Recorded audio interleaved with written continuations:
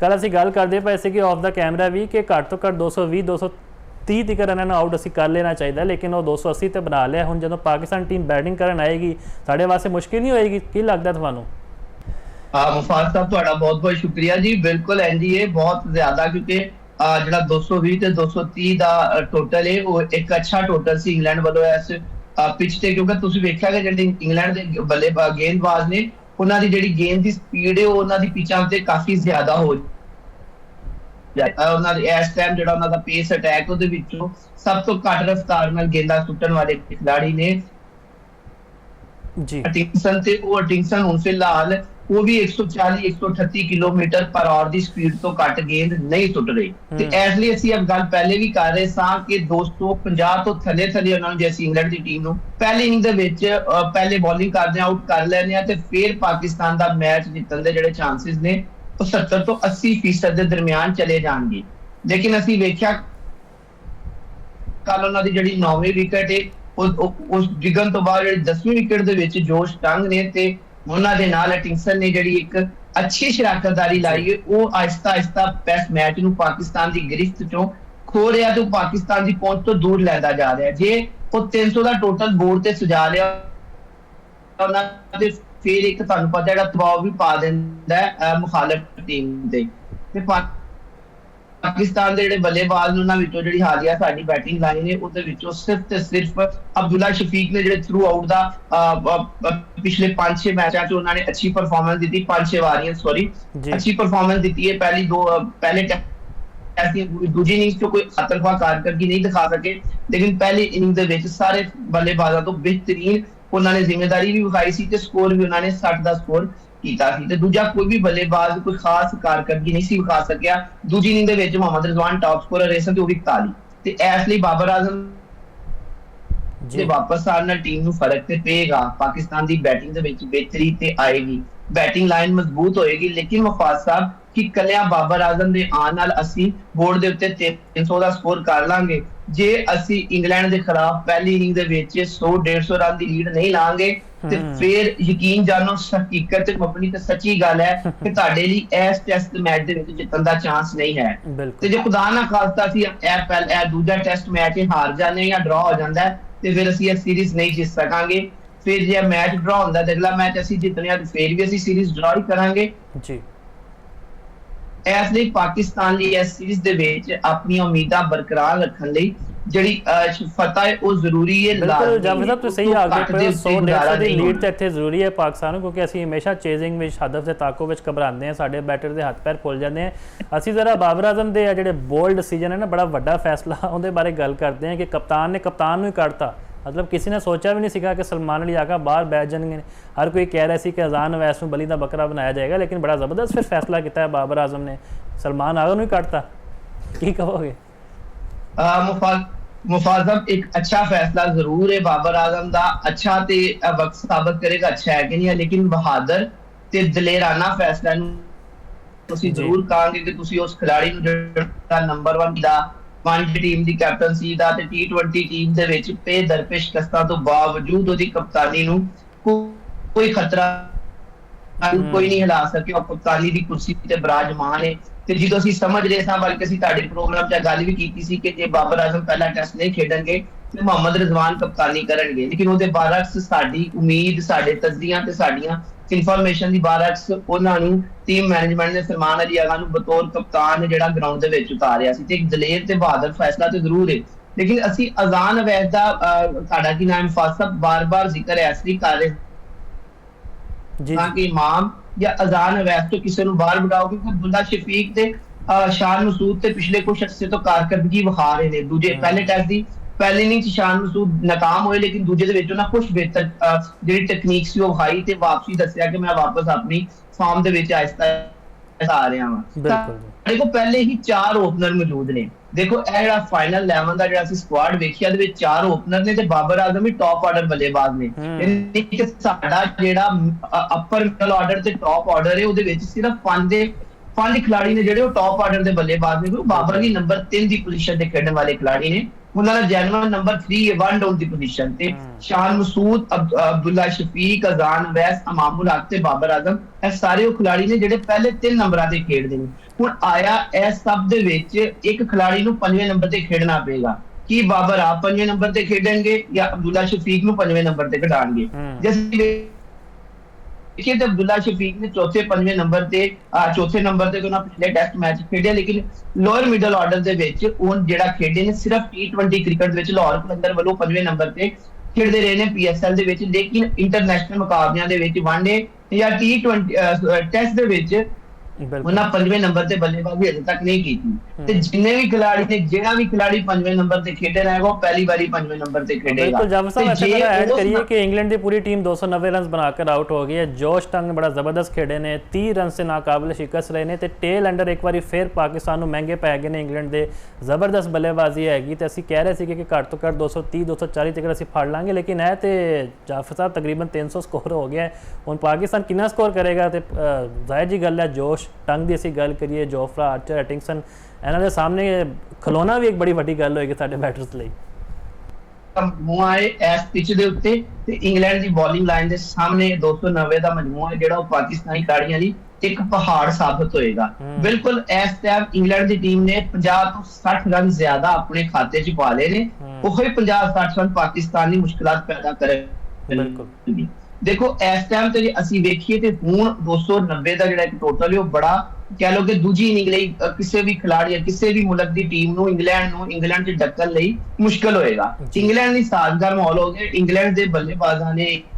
England ਬੋਲਰਸ ਨੂੰ match ਦੀ ਉਸ position 'ਚ ਲਿਆ ਕੇ ਮੈਚ ਦੇ ਦਿੱਤਾ ਕਿ ਜੋ ਚਾਹਣ ਤੇ ਇੱਥੋਂ ਪਾਕਿਸਤਾਨ ਦੀ ਟੀਮ ਨੂੰ ਜਲਦੀ ਆਊਟ ਕਰਕੇ ਮੈਚ ਜਿੱਤ ਵੀ ਸਕਦੇ ਨੇ। लेकिन फिर ਅਸੀਂ ਪਾਕਿਸਤਾਨੀ ਅਸੀਂ ਉਮੀਦ ਬਰਕਰਾਰ ਰੱਖਾਂਗੇ, ਆਪਣੀ ਟੀਮ ਲਈ ਦੁਆ ਵੀ ਕਰਾਂਗੇ। ਤੇ ਜੇ ਮੇਰੇ ਜਿਹੜਾ ਤਜਰਬਾ ਹੈ ਉਹਦੇ ਮੁਤਾਬਕ ਤੇ ਮੇਰੇ ਤਜਜ਼ੀਏ ਦੇ ਮੁਤਾਬਕ ਜੇ ਪਾਕਿਸਤਾਨੀ ਬੱਲੇਬਾਜ਼ 350 ਰਨ ਆਪਣੀ ਪਹਿਲੀ ਇਨਿੰਗਸ ਚ ਕਰ ਲੈਂਦੇ ਨੇ ਤੇ ਮੈਚ ਸਾਡੇ ਲਈ ਓਪਨ ਹੈ, ਬਲਕਿ ਮੈਚ ਦੀ ਸਾਡੀ ਗ੍ਰਿਫਤ ਮਜ਼ਬੂਤ ਹੋ ਜਾਏਗੀ। लेकिन जे ਅਸੀਂ 250 ਤੋਂ ਥੱਲੇ ਆਊਟ ਹੋ ਜਾਂਦੀ ਹੈ ਸਾਡੀ ਟੀਮ ਤੇ ਫਿਰ ਤੁਸੀਂ ਸਮਝੋ ਕਿ ਮੈਚ ਪਾਕਿਸਤਾਨ ਲਈ ਖਤਮ ਹੋ ਗਿਆ। ਤੇ ਜੇ 250 ਤੋਂ ਉੱਤੇ ਜਾਂਦੀ ਹੈ, 250 ਤੇ 290 ਦੇ ਦਰਮਿਆਨ ਕਿਤੇ ਆਊਟ ਹੁੰਦੀ ਹੈ ਤੇ ਫਿਰ ਦੋਵਾਂ ਟੀਮਾਂ ਦੇ ਚਾਂਸਸ ਬਰਾਬਰ ਨੇ। ਲੇਕਿਨ ਜੇ ਪਾਕਿਸਤਾਨ ਨੇ 300 350 ਜਾਂ 350 ਦੀ ਛਾਲ ਮਾਰ ਲਈ ਤੇ ਫਿਰ ਤੁਸੀਂ ਸਮਝੋ ਮੈਚ ਅਸੀਂ ਲਾਜ਼ਮੀ ਤੌਰ ਤੇ ਜਿੱਤ ਜਾਵਾਂਗੇ, ਕਿਉਂਕਿ ਪਹਿਲੀ ਇਨਿੰਗ ਦੇ ਵਿੱਚ ਜਿਹੜੇ ਸਾਡੇ ਬੋਲਰਸ ਨੇ ਮੁਹੰਮਦ ਅब्बास ਉਹਨਾਂ ਦੀਆਂ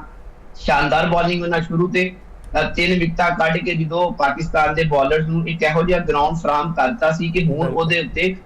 ਉਹ ਮਜ਼ੀਦ ਬਿਹਤਰੀਨ ਬੋਲਿੰਗ ਕਰ ਸਕਦੇ। ਉਹਨਾਂ ਦਾ ਸਾਥ ਮੁਹੰਮਦ ਅਲੀ ਨੇ ਵੀ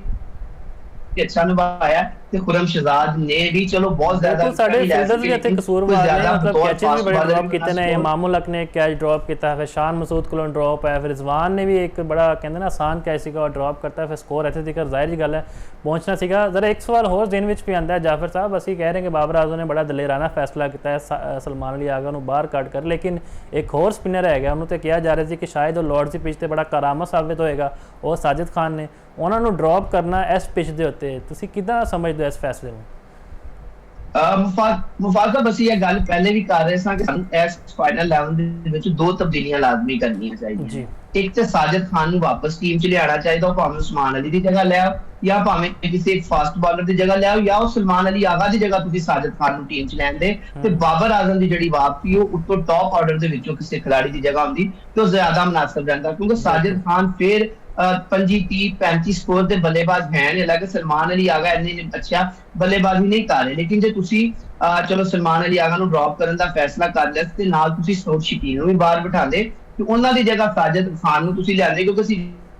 ਦੇਖਿਆ ਜਾਏ ਤਾਂ ਪਿਛਲੇ ਕੁਝ ਅਰਸੇ ਤੋਂ ਸੌਦ ਸ਼ਕੀਲ 25 30 ਸਕੋਰ ਉੱਤੇ ਨਹੀਂ ਜਾ ਸਕੇ। ਜਿਹੜਾ साजिद खान ਇੱਕ ਇਨਿੰਗ 'ਚ ਤੁਹਾਨੂੰ ਸਕੋਰ ਕਰਕੇ ਦੇ ਦਿੰਦੇ ਨੇ ਤੇ ਪਲੱਸ ਤੁਹਾਨੂੰ ਉਹਨਾਂ ਦੇ ਹੋਣ ਦਾ ਟੀਮ ਦੇ ਵਿੱਚ ਹੋਣ ਦਾ ਫਾਇਦਾ ਹੋ ਜਾਂਦਾ ਹੈ। ਕਿਤੇ ਤੁਹਾਨੂੰ ਜੇ ਕੋਈ ਸਪੀਡ ਨਾਲ ਥੋੜੀ ਜਿਹੀ ਗੇਨ ਕਰਨੀ ਪੜੇ ਤਾਂ ਬਤੌਰ ਸਪਿਨਰ ਇੱਕ ਅੱਧੀ ਵਿੱਚ ਡਿਲੀਵਰੀ ਤੇ ਕਰ ਲੈਂਦੇ ਨੇ। ਤੇ ਅਸੀਂ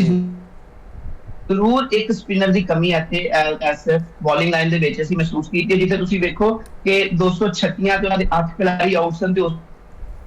ਤੋਂ ਬਾਅਦ 2 ਖਿਡਾਰੀ ਆਊਟ ਕਰਦਿਆਂ ਸਾਡੀ ਟੀਮ ਨੇ 54 ਸਕੋਰ ਹੋਰ ਖਾ ਲਏ ਨੇ। ਆਖਰੀ 2 ਵਿਕਟਾਂ ਹਾਸਲ ਕਰਨ ਲਈ ਸਾਨੂੰ 54 ਸਕੋਰ ਉਹਨਾਂ ਨੂੰ ਦੇਣੇ ਪਏ ਨੇ। ਤੇ ਸਾਜਿਦ ਖਾਨ ਜਿਹੜੇ ਬੋਲਰ ਇੱਥੇ ਹੁੰਦਾ ਤੇ ਉਹ ਆਪਣੀ ਜਿਹੜੀ ਪਿਛਲੇ 2-2.5-3 ਸਾਲ ਦੀ ਪਰਫਾਰਮੈਂਸ ਹੈ, ਫਿਰ ਸਪੈਸ਼ਲੀ ਜੇ ਅਸੀਂ ਇੱਥੇ ਉਹਨਾਂ ਨੂੰ ਗੱਲ ਨਾ ਕਰੀਏ, ਸਾਜਿਦ ਖਾਨ ਦੀ ਜਿਹੜੀ ਮੁਲਤਾਨ ਦੇ ਵਿੱਚ ਇੰਗਲਿਸ਼ ਟੀਮ ਦੇ ਖਿਲਾਫ ਕਾਰਗਰਦਗੀ ਸੀ, ਉਹਦੇ ਹੀਰੋ ਨੁਮਾਨ ਅਲੀ ਤੇ ਸਾਜਿਦ ਖਾਨ ਸਨ ਜਿਹੜੀ ਸੀ ਸੀਰੀਜ਼ ਜਿੱਤੀ ਹੈ। ਤੇ ਸਾਜਿਦ ਖਾਨ ਦਾ ਹੋਣਾ ਇੱਕ ਸਾਈਕੋਲੋਜੀਕਲ ਪ੍ਰੈਸ਼ਰ ਵੀ ਇੰਗਲੈਂਡ ਦੇ ਬੱਲੇਬਾਜ਼ਾਂ ਤੇ ਬੰਨਾ ਸੀ, ਤੇ ਜਦੋਂ ਟੇਲ ਐਂਡਰਸ ਬੈਟਿੰਗ ਕਰਦੇ ਉਹਨੂੰ ਉਦੋਂ ਇਹੋ ਜਿਹਾ ਪ੍ਰੈਸ਼ਰ ਹਮੇਸ਼ਾ ਬੋਲਿੰਗ ਸਾਈਡ ਨੂੰ ਫਾਇਦਾ ਦੇ ਦਿੰਦਾ, ਕਿਉਂਕਿ ਟੇਲ ਐਂਡਰ ਬੱਲੇਬਾਜ਼ ਨਹੀਂ ਹੁੰਦੇ ਤਾਂ ਕਿਸੇ ਵੀ ਗੇਮ ਨੂੰ ਗਲਤ ਖੇਡ ਕੇ ਆਪਣੀ ਵਿਕਟ ਗਵਾ ਪੈਂਦੇ ਨੇ। ਤੇ ਅਸੀਂ ਉਹਨਾਂ ਦੀ ਕਮੀ ਮਹਿਸੂਸ ਕੀਤੀ ਹੈ, ਤੇ ਉਹਨਾਂ ਦੀ ਕਮੀ ਅਸੀਂ ਤੀਜੀ ਇਨਿੰਗਸ ਵੀ ਮਹਿਸੂਸ ਕਰਾਂਗੇ। ਜੋ ਖੁਦਾ ਨਾ ਖਾਸਤਾ ਸਾਡੀ ਟੀਮ ਲੀਡ ਨਹੀਂ ਲੈ ਸਕਦੀ ਜਾਂ ਸਾਰੇ ਚ ਆਊਟ ਹੋ ਜਾਂਦੀ ਹੈ, ਜ਼ਿਆਦਾ ਰਨ ਦੇ ਖਿਲਾਰੇ ਚ ਆਊਟ ਹੋ ਜਾਂਦੀ ਹੈ, ਤੇ ਫਿਰ ਸਾਡੇ ਬੋਲਰ ਨੂੰ ਉਹਨਾਂ ਨੂੰ ਦੂਜੀ ਇਨਿੰਗ ਦੇ ਵਿੱਚ ਇੰਗਲੈਂਡ ਨੂੰ 150-200 ਤੋਂ ਪਹਿਲੇ ਆਊਟ ਕਰਨਾ ਪਏਗਾ, ਤਾਂ ਕਿ ਜਿਹੜਾ ਚੇਜ਼ੇਬਲ ਰਨ ਹੈ ਉਹ ਬੋਰਡ ਤੇ ਹੋਏ ਤੇ ਅਸੀਂ ਉਹਦੇ ਲਈ ਖੇਡ ਕੇ ਕੋਸ਼ਿਸ਼ ਕਰ ਸਕੀਏ। ਲੇਕਿਨ ਜੇ ਐਸਾ ਨਾ ਹੋਇਆ ਤੇ ਅਸੀਂ ਇਸ ਮੈਚ ਵੀ ਸਾਡੇ ਹੱਥੋਂ ਨਿਕਲੇਗਾ ਤੇ ਸੀਰੀਜ਼ ਵੀ ਸਾਡੇ ਹੱਥੋਂ ਨਿਕਲ ਜਾਏਗੀ। ਤੇ ਮੈਂ ਤੁਹਾਨੂੰ ਪਹਿਲੇ ਵੀ ਕਿਹਾ ਕਿ ਬਾਬਰ ਨੇ ਸਲਮਾਨ ਅਲੀ ਆਗਾ ਨੂੰ ਡ੍ਰੌਪ ਕਰਨ ਦਾ ਫੈਸਲਾ ਦਲੇਰਾਨਾ ਫੈਸਲਾ ਤੇ ਕੀਤਾ ਹੈ, ਲੇਕਿਨ ਕੀ ਇਹ ਫੈਸਲਾ ਫਾਇਦਾਮੰਦ ਵੀ ਹੋਏਗਾ ਜਾਂ ਨਹੀਂ ਹੋਏਗਾ, ਕਿਆ ਤੇ ਸਾਨੂੰ 31 ਤਰੀਕ ਨੂੰ ਹੀ ਪਤਾ ਲੱਗੇਗਾ। ਜੇ ਮੈਚ 5ਵੇਂ ਦਿਨ ਤੇ ਗਿਆ ਤੇ ਜੋ ਉਸ ਤੋਂ ਪਹਿਲੇ ਤੀਜੇ ਚੌਥੇ ਦਿਨ ਤੇ ਮੈਚ ਖਤਮ ਹੋ ਗਿਆ। ਬਿਲਕੁਲ ਸਲਮਾਨ ਅਲੀ ਆਗਾ ਦੀ ਕਿਸਮਤ ਬੜੀ ਚੰਗੀ ਹੈ ਜਾਫਰ ਸਾਹਿਬ, ਇਮਾਮੁਲ ਹਕ ਤੇ ਹੁਣ ਇੰਜਰਡ ਹੋ ਗਏ ਨੇ ਤੇ ਸਲਮਾਨ ਅਲੀ ਆਗਾ ਨੂੰ ਪਲੇਇੰਗ 11 ਵਿੱਚ ਪਾ ਲਿਆ। ਤੇ ਜਿੱਦਾਂ ਅਸੀਂ ਇੰਗਲੈਂਡ ਦੀ ਪਲੇਇੰਗ 11 ਦੀ ਗੱਲ ਕਰਦੇ ਪਏ ਸੀਗੇ, ਜਿੱਦਾਂ ਜਾਰਡਨ ਕੌਕਸ ਤੇ ਜਿਮੀ ਸਮਿਥ ਖੇਡਦੇ ਪਏ ਸੀਗੇ, ਉਹਨਾਂ ਨੇ ਹਾਫ ਸੈਂਚੁਰੀ ਸਕੋਰ ਕੀਤੀ। ਸਾਡੇ ਜਿਹੜੇ ਮਿਡਲ ਆਰਡਰ ਬੈਟਰਸ ਨੇ ਉਹਨਾਂ ਉੱਤੇ ਕਿੰਨੀ ਵੱਡੀ ਜ਼ਿੰਮੇਵਾਰੀ ਹੈ ਸੰਭਲ ਕਰ ਖੇਲਣਾ, ਉਹ ਵੀ ਪਿੱਚ ਉੱਤੇ, ਕਿਉਂਕਿ ਅਸੀਂ ਹਮੇਸ਼ਾ ਵੇਖਿਆ ਕਿ ਸਾਡਾ ਮਿਡਲ ਆਰਡਰ ਕੋਲੈਪਸ ਕਰਦਾ ਹੈ ਜਦੋਂ ਵੀ ਵੱਡੀ ਟੀਮ ਸਾਡੇ ਸਾਹਮਣੇ ਆਉਂਦੀ ਹੈ। ਇਹਦੇ ਬਾਰੇ ਕੀ ਕਹੋਗੇ? ਮੁਹੰਮਦ ਰਿਜ਼ਵਾਨ, ਸਲਮਾਨ ਅਲੀ ਆਗਾ, ਸਾਊਥਗੇਟ ਉਸ ਤਰ੍ਹਾਂ ਬੈਟਿੰਗ ਕਰ ਸਕਦੇ ਮੁਫਾਸਬ ਕਰ ਸਕਦੇ ਨੇ, ਐਬਿਲਿਟੀ ਵਹਾ ਚੁੱਕੇ ਨੇ, ਲੇਕਿਨ ਜ਼ਰੂਰਤ ਸਿਰਫ ਇਹ ਚੀਜ਼ ਦੀ ਹੈ ਕਿ ਜਿਹੜਾ ਪ੍ਰੈਸ਼ਰ ਹੈ ਉਹਨੂੰ ਬਰਦਾਸ਼ਤ ਕਰਨ। ਸਾਡੇ ਜਿਹੜੇ ਮੁੰਡੇ ਨੇ ਨਾ ਉਹ ਥੋੜਾ ਜਿਹਾ ਨਫਸਿਆਤੀ ਤੌਰ ਤੇ ਕਮਜ਼ੋਰ ਨੇ, ਉਹ ਸਾਈਕੋਲੋਜੀਕਲੀ ਪ੍ਰੈਸ਼ਰ ਨੂੰ ਫੀਲ ਕਰ ਜਾਂਦੇ ਨੇ, ਜਿਹਦੀ ਵਜ੍ਹਾ ਤੁਸੀਂ ਮੈਚਿਸ ਹਾਰ ਜਾਂਦੇ ਆ। ਅਸੀਂ ਇਹਦਾ ਇੱਕ ਬਹੁਤ ਵੱਡੀ ਮਿਸਾਲ ਦੇ ਵਿੱਚ ਅਸੀਂ ਇੱਕ ਸਾਈਕੋਲੋਜਿਸਟ ਦੀ ਖਿਦਮਤ ਹਾਸਲ ਕਰਕੇ ਟੀਮ ਦੇ ਨਾਲ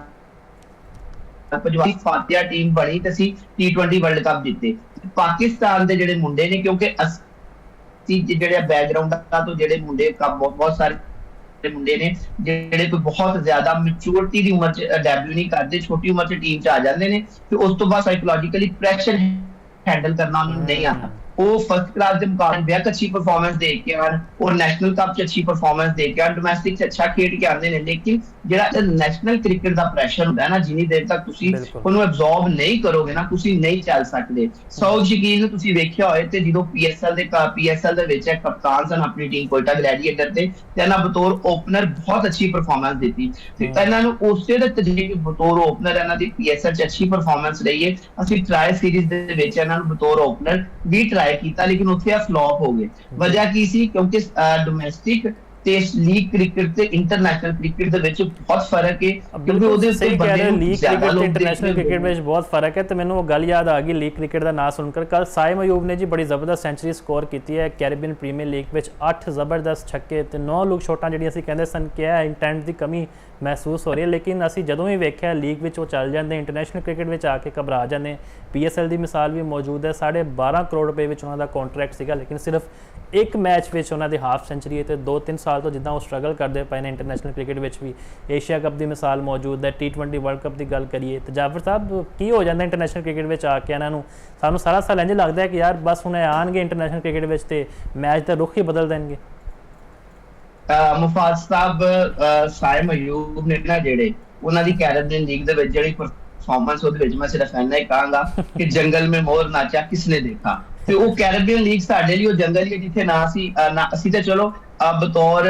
ਆਪਣੇ ਸ਼ੋਬੇ ਦੀ ਵਜ੍ਹਾ ਤੋਂ, ਆਪਣੇ ਕ੍ਰੇਜ਼ ਦੀ ਵਜ੍ਹਾ ਤੋਂ, ਆਪਣੇ ਪ੍ਰੋਫੈਸ਼ਨ ਦੀ ਵਜ੍ਹਾ ਤੋਂ ਕ੍ਰਿਕਟ ਕਿਤੇ ਵੀ ਹੋ ਰਹੀ ਹੋਏ, ਸਪੋਰਟਸ ਕਿਤੇ ਵੀ ਉਹਨੂੰ ਵੇਖਦੇ ਆ, ਲੇਕਿਨ ਪਾਕਿਸਤਾਨੀ ਜਿਹੜੇ ਮੈਦਾਨ ਹੈ ਜਾਂ ਪਾਕਿਸਤਾਨ ਕ੍ਰਿਕਟ ਦੇ ਜਿਹੜੇ ਸ਼ਾਇਕੀਨ ਨੇ ਉਹ ਕੈਰੀਬੀਅਨ ਲੀਗ ਨੂੰ ਕੋਈ ਬਹੁਤ ਜ਼ਿਆਦਾ ਨਾ ਤੇ ਫਾਲੋ ਕਰਦੇ ਨਾ ਵੇਖ ਰਹੇ ਨੇ। ਉਹ ਵੇਖਦੇ ਨੇ ਜਾਂ ਤੇ ਖਿਡਾਰੀ ਇੰਟਰਨੈਸ਼ਨਲ ਕ੍ਰਿਕਟ ਦੇ ਵਿੱਚ ਜਾਂ PSL ਦੇ ਵਿੱਚ। ਤੇ PSL ਦੇ ਵਿੱਚ ਸਾਇਮ ਅਯੂਬ ਦੀ ਜਿਹੜੀ ਕਾਰਕਰਦਗੀ ਸੀ ਉਹ ਸਾਡੇ ਸਾਹਮਣੇ ਵੇ। ਉਹ ਕੀ ਸੀ, ਉਹਨਾਂ ਬੁਰੀ ਤਰ੍ਹਾਂ ਮਾਯੂਸ ਕੀਤਾ ਹੈ। ਉਹਨਾਂ ਨੇ ਨਾ ਸਿਰਫ ਸ਼ਾਇਕੀਨ ਨੂੰ ਮਾਯੂਸ ਕੀਤਾ ਬਲਕਿ ਆਪਣੇ ਜਿਹੜੇ ਉਹਨਾਂ ਦੀ ਫਰੈਂਚਾਈਜ਼ ਨੇ ਜਿਨ੍ਹਾਂ ਨੇ ਉਹਨਾਂ ਨੂੰ ਬਹੁਤ ਮਹਿੰਗੇ ਦਾਮਾਂ 'ਚ ਖਰੀਦਿਆ ਸੀ, ਉਹਨਾਂ ਨੇ ਨੂੰ ਵੀ ਮਾਯੂਸ ਕੀ ਕੀਤਾ ਵਜ੍ਹਾ ਸਮਝਦੇ ਹੋ ਮੈਂ ਤਾਂ ਤੁਸੀਂ ਪਹਿਲੇ ਜਾਫਰ ਇਹ ਸਾਹਿਬ ਕਹਿਣਾ ਵਾ ਕਿ ਕਿ ਐਨਸੀਸੀ ਕੈਂਪ ਜਾਂ ਕੋਈ ਕੰਮ ਨਹੀਂ ਹੋ ਰਿਹਾ ਉਹਨਾਂ ਉੱਤੇ, ਕੋਈ ਟੈਕਨੀਕ ਵਾਈਜ਼ ਅਸੀਂ ਵੇਖ ਰਹੇ ਹਾਂ ਬੜੇ ਸਾਲਾਂ ਤੋਂ ਸਟਰਗਲ ਕਰਦੇ ਹੋ। ਮੈਂ ਤੇ ਸਾਡੇ ਕੋਚਿਸ ਦੀ ਜ਼ਿੰਮੇਵਾਰੀ ਹੈ ਨਾ, ਇੱਕ ਸਾਡੇ ਕੋਲ ਟੈਲੈਂਟਡ ਸਟਾਈਲਿਸ਼ ਖਿਡਾਰੀ ਹੈ, ਉਹਦੇ ਟੈਕਨੀਕ ਉਤੇ ਕੰਮ ਕਰਨ, ਲੇਕਿਨ ਮੈਨੂੰ ਲੱਗਦਾ ਉਹ ਵੀ ਜ਼ਿਆਦਾ ਕੋਈ ਇਹਦੇ ਵਿੱਚ ਇੰਟਰਸਟ ਨਹੀਂ ਦਿੰਦੇ ਆ, ਲੱਗਿਆ ਹੋਇਆ ਤਾਂ ਲੱਗਿਆ ਰਹਿਣ ਦੇ, ਉਹਨੂੰ ਆਊਟ ਹੁੰਦਾ ਹੈ, ਸਾਨੂੰ ਕੀ ਹੈ।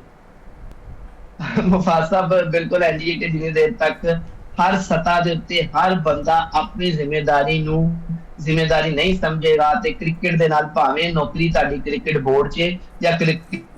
ਟੀਮ ਦੇ ਵਿੱਚ ਤੁਸੀਂ ਪਾਕਿਸਤਾਨ ਦੀ ਨੌਕਰੀ ਕਰ ਰਹੇ ਹੋ, ਤੁਹਾਡਾ ਕੌਮੀ ਫਰੀਜ਼ਾ ਹੈ, ਕਿਉਂਕਿ ਤੁਸੀਂ ਸਿਰਫ 10-11 ਮੁੰਡਿਆਂ ਦੀ ਟੀਮ ਦੇ ਨਾਲ ਮੁਨਸਲਿਕ ਨਹੀਂ, ਨਾ ਸਿਲੈਕਟਰਸ, ਨਾ ਕੋਚ, ਨਾ ਅਕੈਡਮੀ, ਨਾ ਬੋਰਡ, ਸਿਰਫ 10-12 ਮੁੰਡਿਆਂ ਦੀ ਟੀਮ ਨਾਲ ਮੁਨਸਲਿਕ ਨਹੀਂ, ਬਲਕਿ 25 ਕਰੋੜ ਪਾਕਿਸਤਾਨੀਆਂ ਦੇ ਇਮੋਸ਼ਨਸ ਨਾਲ ਮੁਨਸਲਿਕ ਟੀਮ ਦੇ ਨਾਲ ਤੁਸੀਂ ਜਾਂਦੇ ਹੋ। ਸਾਡੀਆਂ ਇਮੋਸ਼ਨਸ ਇਹਨਾਂ ਨਾਲ ਗਰਾਊਂਡ ਤੇ ਉਤਰਦੇ ਨੇ, ਜਦੋਂ ਮੁੰਡੇ ਗਰਾਊਂਡ ਤੇ ਉਤਰਦੇ ਨੇ ਸਿਰਫ 11 ਮੁੰਡੇ ਨਹੀਂ ਹੁੰਦੇ, ਇਹਨਾਂ ਨਾਲ 25 ਕਰੋੜ ਆਵਾਮ ਦੀਆਂ ਉਮੀਦਾਂ, ਦੁਆਵਾਂ ਤੇ ਜਜ਼ਬਾਤ ਵੀ ਉਤਰਦੇ ਨੇ। ਤੇ ਦੇਖੋ ਮੈਂ ਹਮੇਸ਼ਾ ਗੱਲ ਪਹਿਲੇ ਵੀ ਕਹਿਣਾ ਵਾ ਕਿ ਜਿਹੜਾ ਕੋਚ ਨੇ ਨਾ, ਜਿਹੜੇ ਕੋਚ ਨੇ ਉਹ ਸਿਰਫ ਮੁੰਡਿਆਂ ਨੂੰ ਦੱਸ ਸਕਦੇ ਨੇ ਕਿ ਤੁਸੀਂ ਕਰਨਾ ਕੀ ਹੈ, ਗਰਾਊਂਡ ਦੇ ਵਿੱਚ ਜਾ ਕੇ ਪਰਫਾਰਮ ਮੁੰਡਿਆਂ ਨੇ ਆਪ ਕਰਨਾ ਹੈ। ਤੇ ਸਾਇਮ ਅਯੂਬ ਕੋਲ ਜਿੰਨਾ ਐਕਸਪੀਰੀਅੰਸ ਲੀਗ ਖੇਡ ਕੇ, ਇੰਟਰਨੈਸ਼ਨਲ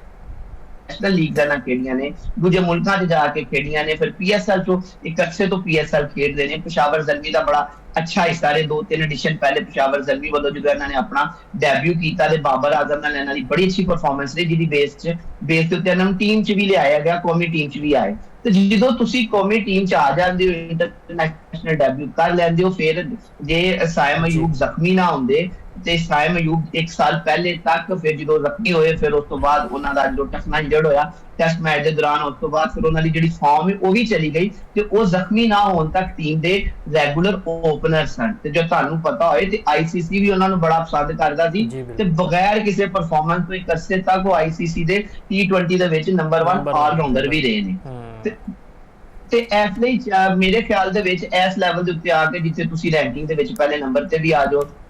ਤੁਸੀਂ ਕਾਫੀ ਜ਼ਿਆਦਾ ਲੀਗਾਂ ਵੀ ਖੇਡੋ, ਫਿਰ ਤੁਸੀਂ ਆਪਣੇ ਮੁਲਕ ਦੀ ਲੀਗ ਦੇ ਜਿਹੜੇ ਸਭ ਤੋਂ ਮਹਿੰਗਾ ਖਿਡਾਰੀ ਵੀ ਬਣ ਜਾਓ, ਤੇ ਉਸ ਤੋਂ ਬਾਅਦ ਫਿਰ ਜੇ ਤੁਸੀਂ ਉਸ ਤੋਂ ਬਾਅਦ ਵੀ ਤੁਹਾਨੂੰ ਜੇ ਕਿਸੇ ਨੇ ਤੁਹਾਡੀ ਟੈਕਨੀਕ ਹੀ ਬਿਹਤਰ ਬਣਾਉਣੀ ਹੈ, ਕੋਚਾਂ ਦੀ ਹੀ ਜ਼ਿੰਮੇਵਾਰੀ ਹੈ ਕਿ ਤੁਸੀਂ ਅੱਛੀ ਪਰਫਾਰਮੈਂਸ ਕਰੋ, ਤਾਂ ਫਿਰ ਮੇਰੇ ਖਿਆਲ 'ਚ ਤੁਹਾਨੂੰ ਇੰਟਰਨੈਸ਼ਨਲ ਕ੍ਰਿਕਟ ਛੱਡ ਕੇ ਕੋਈ ਡੋਮੈਸਟਿਕ ਕ੍ਰਿਕਟ ਖੇਡਣੀ ਚਾਹੀਦੀ, ਜਿਹਦੇ ਉੱਤੇ ਤੁਸੀਂ ਆਪਣੀ ਨਾਕਾਮੀਆਂ ਦਾ ਜਿਹੜਾ ਮਲਬਾ ਹੈ ਉਹ ਕੋਚਾਂ ਤੇ ਆਪਣੀ ਬਿਲਕੁਲ ਜੀ, ਬੜੀ ਜ਼ਬਰਦਸਤ ਗੱਲ ਸਾਇਮ ਅਯੂਬ ਮੇਰੇ ਖਿਆਲ ਦੇ ਵਿੱਚ, ਸਾਇਮ ਅਯੂਬ ਕੋਲੋਂ ਸਾਨੂੰ ਵੀ ਉਮੀਦ ਹੈ ਕਿ ਇਨਸ਼ਾਅੱਲਾ ਉਹ ਬਿਹਤਰ ਪਰਫਾਰਮ ਕਰਨਗੇ, ਲੇਕਿਨ ਟੈਕਨੀਕ ਨੂੰ ਬਿਹਤਰ ਕਰਨਾ ਵੀ ਇੱਥੇ ਬਹੁਤ ਜ਼ਿਆਦਾ ਜ਼ਰੂਰੀ ਹੈ, ਤੇ ਕੋਚਿਸ ਆਪਣਾ ਅਹਿਮ ਕਿਰਦਾਰ ਅਦਾ ਕਰ ਸਕਦੇ हैं।